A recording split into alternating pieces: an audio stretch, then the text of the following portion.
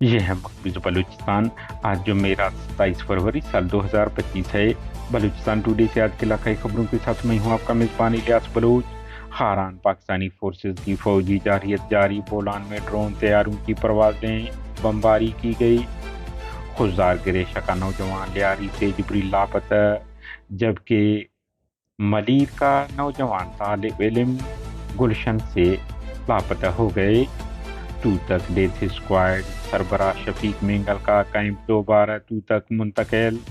زہری جبری لاپتہ 8 افراد کی لواحقین نے 28 فروری کو مختلف مقامات پر کوئٹہ کراچی شاہراہ بلاک کرنے کا اعلان کر دیا ہے۔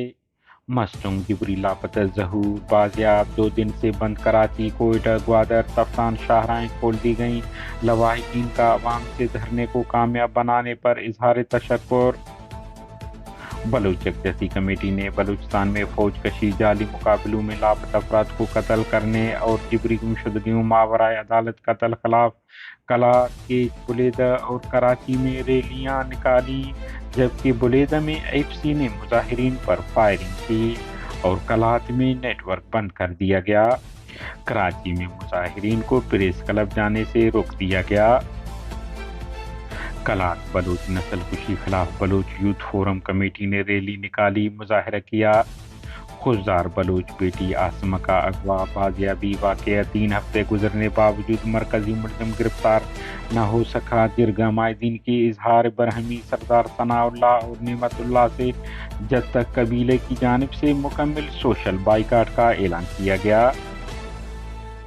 بلوچستان میں امن کی صورتحال انتہائی خراب ہے، بے روزگاری عروج پر پہنچ چکی ہے، عوام تعلیم اور صحت سمیت دیگر بنیادی سہولیات سے یکسر محروم ہیں۔ بلوچستان گرینڈ الائنس کا خضدار میں احتجاجی مظاہرہ اور پرہجوم پریس کانفرنس۔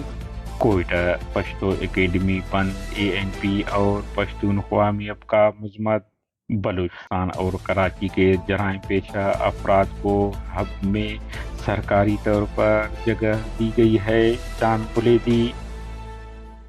مدثر سمادانی کا واقعہ سانے سے کم نہیں، بھتہ لینے کے لیے شاہراہوں پر سرکاری طور پر رکاوٹ پیدا کرنا غیر قانونی ہے۔ BNP تربت معروف گلوکار استاد عارف بلوچ کی رہائشگاہ پر فائرنگ، سوشل میڈیا پر مذمت کا سلسلہ جاری۔ اتھل کوسٹل ہائی وے پر 2 بسوں میں تصادم، 3 افراد ہلاک، 8 زخمی، بعض کی حالت نازک ہے۔ ریسکیو۔ ریکارڈک مائننگ کمپنی کے زیر اہتمام نوکنڈی اسپورٹس فیسٹیول اختتام پذیر ہوا۔ خاران کے علاقہ سرگردان میں پاکستانی فورسز کی فوج کشی جارحیت جاری رہی، جہاں فورسز نے مختلف علاقوں میں چھاپے مار کر مقامی آبادی کو ہراساں کرنا شروع کر دیا۔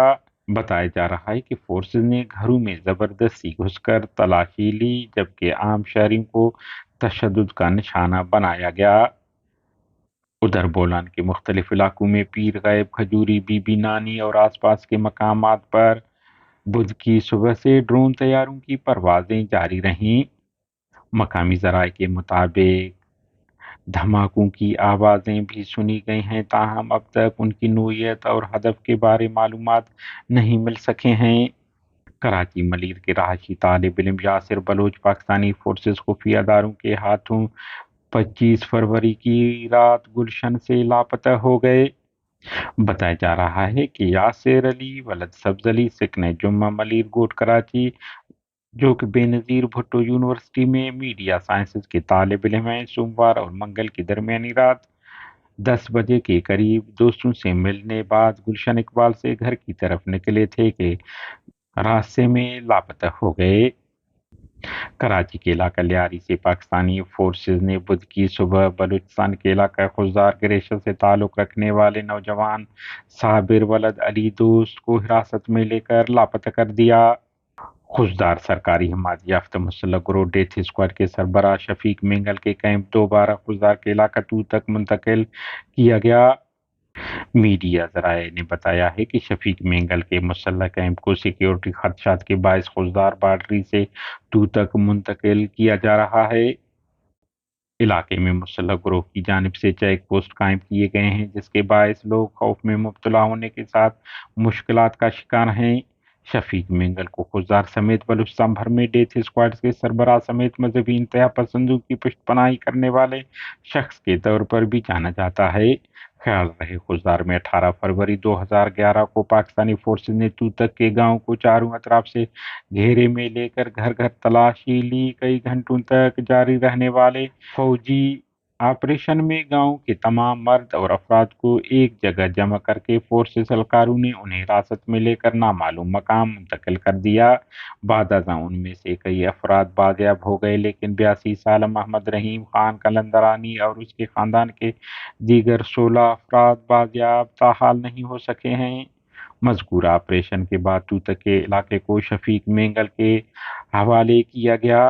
तूतक शहर को अपना ठिकाना बनाने के बाद शफीक मेंगल ने वहां अपने टार्चर सेल कायम किए और बलूचिस्तान भर से मासूम लोगों को अगवाबाद वहां जिंदानों में बंद करके रखा गया। इलाके के लोगों का कहना है कि इन दिनों माल मवेशी चराने वाले हमसे बात करते थे कि उन्हें रात भर शफीक मेंगल के कैंप से चीख पुकार की आवाजें आती हैं, जैसे किसी को अजियत दिया जा रहा हो।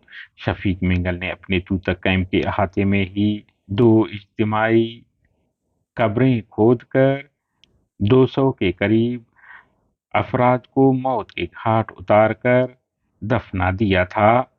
मज़कूरा इलाका तूतक मुझे से इज्तिमाई कब्रें मिली थीं। इज्तिमाई कब्रों की निशानदही 2014 में एक चरवाहे ने किया था और कब्रों से कुल 169 लाशें बरामद हुई थीं, जिनकी हालत इस कदर खराब थी कि बाद की सिर्फ बाकियात हड्डियां ही रह गई थीं।